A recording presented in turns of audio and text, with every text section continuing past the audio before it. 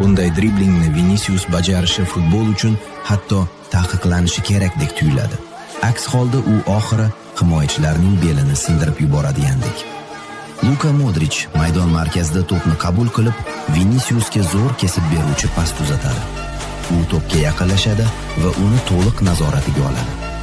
Avval o'ng oyog'i bilan birinchi qabulni qilib oldinga siljiydi. Keyin ikkinchi tegish bilan himoyachiga yanada yaqinlashadi. Endi u himoyachi bilan yuzma-yuz qoladi. U ortga chekinmaydi va oldinga harakatni davom ettiradi. Bunday vaziyatda u himoyachining ortidagi bo'sh hududdan foydalanadi deb o'ylash mumkin.